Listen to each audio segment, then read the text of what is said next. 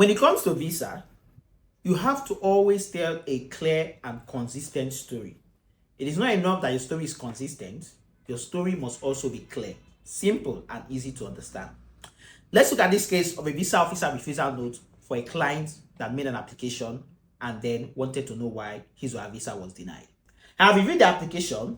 The financial document on file, including the noted tuition payment, have been reviewed. Okay, so the applicant had paid tuition upfront 100%. The applicant states that the funds were derived from salary, 1, the sale of a car, 2, and gifts from family members. So the applicant declared that the money I made or the money I'm using for my visa application came from 3 sources: salary, sale of a car, family, friends. Now, employment-related documents are noted. So they actually know that they saw the employment-related document. While documents relating to the car sale and corresponding fund transfer have been submitted, there is no official proof of ownership of transfer, only personal statement. So you had this car, you sold it. Where is the proof, okay, of ownership transfer? Where is the proof of the purchase agreement? Where is the proof of the car sale agreement? Where are the original documentations of the car with your name on it, okay, that you sold? The sources of funds from family members are not well documented. So I received a gift of 50 million naira from family member A. I received a gift of 20 million naira from family member B. How did family member A make that money? How did family member B make that money? Remember, it is not enough that you have the funds in your account. You must also defend where exactly did that funds come from. And so the visa officer was saying that the source of funds from the family member are not well documented. There are documentations there, but they are not well documented. So how did family member A acquire the funds? How did family member B acquire the funds? Are these well documented enough? And then the visa officer went on to say that additionally, given the applicant's length of employment and current salary, it is unclear how they were able to accumulate the amount of funds presented. So you are saying, oh, I have 45 million naira in my account. I've been earning a salary of 450,000 naira for the last 5 years. 450,000 naira times 60 months, okay, 5 years, 12 months in a year. That's 60 months. Will not give you, of course, 45 million naira. So there are questions, okay?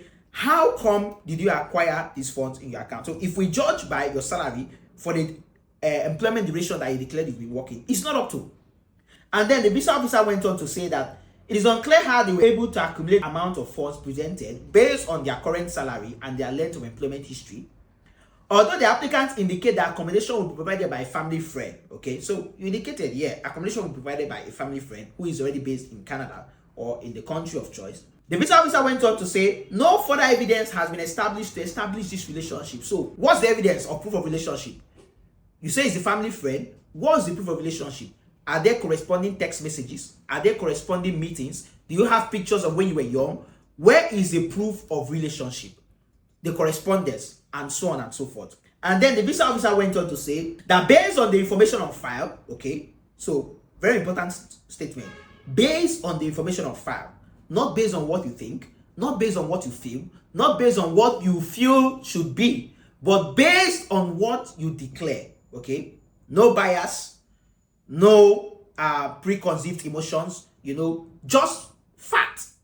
Now, based on what you declared or based on the documentation and information on file, and in the absence of satisfactory documentation regarding the legitimate source of funds. So it's legitimate, but where is the documentation to prove that? In absence of that, I am not satisfied the applicant has sufficient financial resources to support the intended studies in Canada. And so weighing the factors in this application, the application is denied. For all these cases which you have mentioned, you can see that they all had the money that they needed in their bank account. But that was not enough.